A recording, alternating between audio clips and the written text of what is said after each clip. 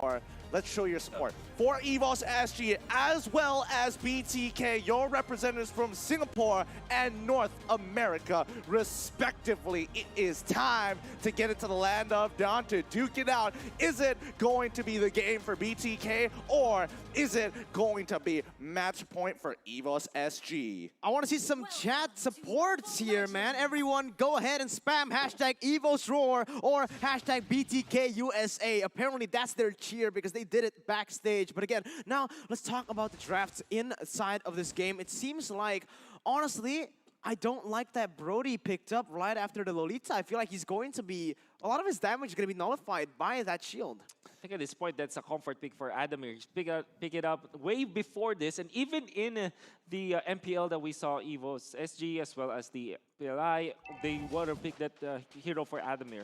Well, speaking of which, Little Wanderer is going to be a 4v3 situation, and Gear's going to commit towards it. As we already see Hot Potato going in. He doesn't do necessarily good damage in the early stages of the game, and that's why they back away. Little Wanderer falling into the hands of BTK. That's why I kind of dislike this Hayabusa pick. Sure, I like it because it's something different and it's fun, but again, you're going up against a Lolita. That's a person with an on-demand stun, and it's going to be really hard for you to crack that back line with the Lolita just constantly being there, babysitting the marksman. Speaking of babysitting here, the question is whether Adamir is going to get support from his side. JPL is hugging him so far, but the rest of BTK, it looks like they understand that they are going to leave Lapu on an island for now. Yep, Lapu-Lapu versus the Yuzong, it's a very stalemate kind of match we're in.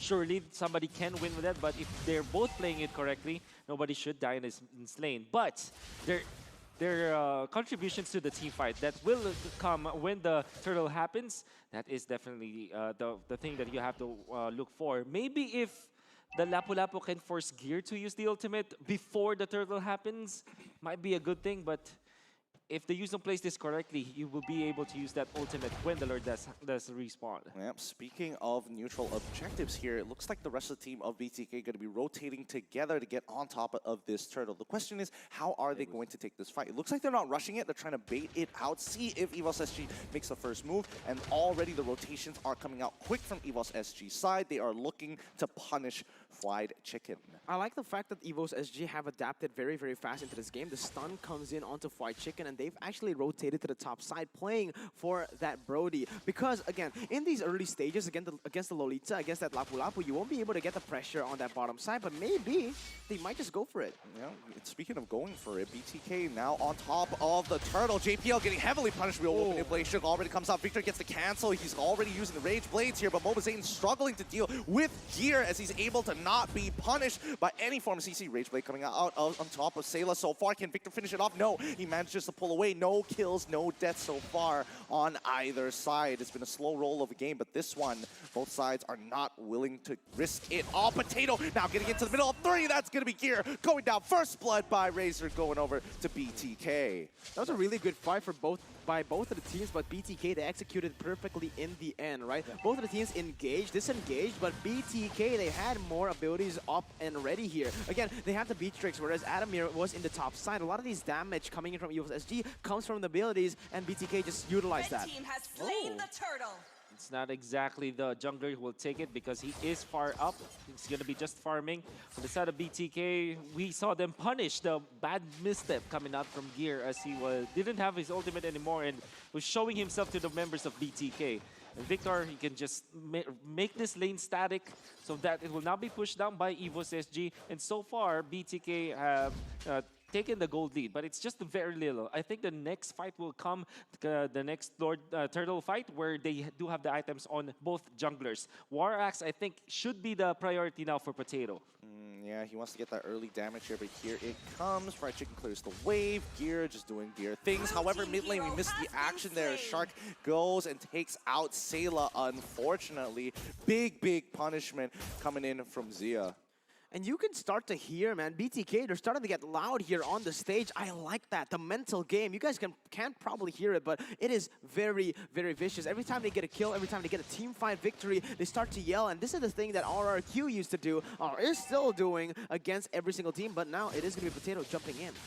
Using his ice frames to get on out of there with the Oki Shadow Kill. He goes back in with the Quad Shadow, gets stunned by a Shark, but so far, he's already used all of his resources for now. They have to wait for the mid game here. And, you know, giving this turn turtle buff over to Fried Chicken, allowing him to sustain in the lane is really helping him out. Could see that for BTK, we're going to be waiting for their next team fight. They have the best tools to take this turtle, and for sure that they were going to be using this Luminous Blast in combination with the Feathered Airstrike so many times. Or maybe just even the charge coming out from Shark, that reliable stun that we can see from Lolita that makes it so impactful in the meta game that we have right now. Again, I'm just gonna keep on saying this. Shark is just so insane on this hero. Again, look at this. He just buys so much time, opens up the map, and JPL's caught. Oh, he already finds it into the real world manipulation. JPL should be going down here. Mobazane is on the run. Can he get... Oh no, he gets knocked up by Gear's side. Can he roll out just in time? No, Gear finds the initial kill, but same goes for Victor. He's trying to zone out the entire back line. He flickers away, trying to pull through, but the child residue coming out, blocked by Gear. They find the return hit, and you can see the passion on Gear's face. He is happy about that one. Oh, that was hype, man. That was a great fight, but look on the top side. Sure, BTK lose out on the fight, but they're so good at just responding to these failed fights, to these failed engages, and getting turrets and objectives on the board. The conversion rate is just insane in this game. Now, Fried Chicken really just scouting out the slack that BTK, cleaning up the mess that BTK did in the mid lane. Surely BTK gets a kill. However, they receive so much damage from the real world manipulation because as they picked off JPL, they took so much time. They were under the fire of the real world manipulation, and then eventually Gear caught up. That's why when Gear showed up in the mid lane, Mobazane was very low, and it only took a matter of a combo for this Yu Zhang to take down Mobazane. Yeah, I mean, both teams are taking this extremely seriously. Like, all the members of BTK, whoever wore glasses, have taken it off. They are taking this as seriously as possible. Nobody can afford to make a mistake. You know what's funny? Right here, right? Like, the things that they're able to abuse in this game, it's very minimal things. Like, I'm just going to say it right here for BTK. Why do they look so lethal in these 5v5 fights? It's all about the targeting. You can see even when Roger goes in, usually for me, I'm a normal player, I just go for the front, you know? I just go for whoever's low. But these players... It's such a minimal thing. Again, you can just target it, but they do it so well because the whole team does it together. Yeah. We saw that in game number 2 where they were able to win it. I mean, game number 1, Mobazane actually, even with the human form when he's ranged, his shot selection is actually so good, and he's landing the first skill as well. So that meant that he's very efficient with his Roger. Speaking of efficient here comes Shark with a big setup on top of JPL. Nope, JPL manages to get on out of there with the conceal. All 5 members are out, and EVOS SG can't seem to get any pushes on towards this side. Victor doing a great job at making the lane very stale. JPL's trying to get on that, but real world manipulation is already out. Cancels early as Fried Chicken has position on Sayla so far, but no kills coming through. I'm not gonna lie, I'm a little disappointed by that. It just shows how competitive this game really is here. It is a match point to BTK. They don't want to lose this, but so does EVOS SG. They want to win this. They want to go to game 5, and so far, BTK, they're giving a run for their money.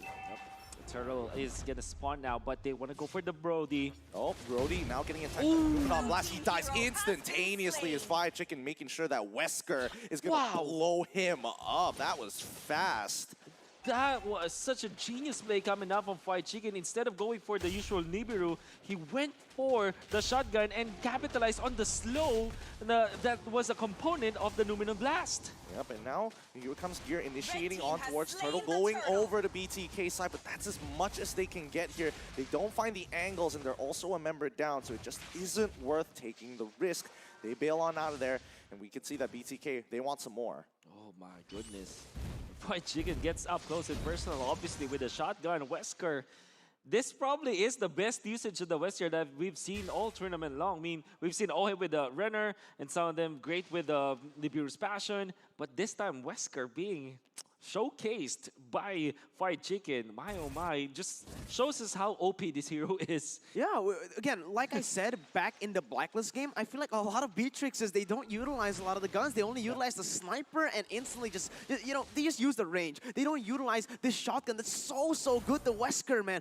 Look at how Fried Chicken has been able to do it in the Blacklist game and here on the EVOS SG game. Well, I think we also have to keep in mind that he's using this Wesker in this particular game mainly because a large majority of the EVOS SG members are going to be melee. So if they come on in, get in nice and personal, nice and close, they're going to get punished. Just like right now, as Shark once again flickering on top and getting Numenor Blast. Great combinations, real world manipulation to reply, but it might not be enough.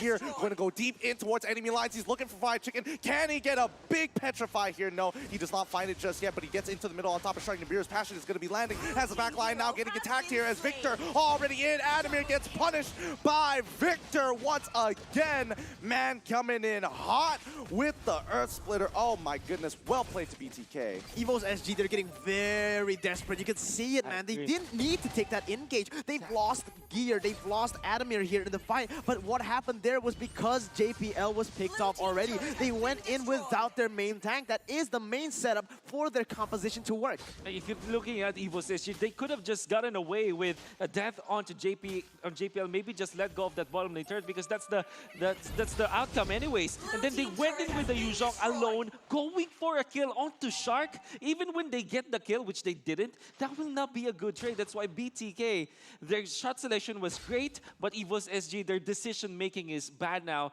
They're crumbling into the pressure of the aggression of BTK. And so far, with almost 5,000, now 5,000 gold lead for BTK, they're controlling the map. I'm speaking about controlling here. Potato going to be committing fully on towards Victor's side. Gear going to be helping out JPL just in case. They're going to be sacrificing Lord, but look at the amount of pressure Victor is absorbing. He's doing a good job as he sustains through all this damage here, committing to 3 ults already. He's still alive, Victor. What a phenomenal job he's done, buying enough time for both Shark and Zia to get on in. But Gear already popping to force out the Feather Airstrike early on. Here comes Flying Chicken. He's going to be dropping Nibiru's passion on top of where's Mobazane. There he is. He finds the initial kill. And now he's going for more. He wants JPL killing spree to get him out of there. You see the recalls. You see the disrespect. And even Potato wants a bit of action, baiting him in towards that fight. He takes the quad shadow back, and all tier 2s are wide open. That was all Victor, baby. Look at the way he was able to bait 4, not even 5 members to that top side,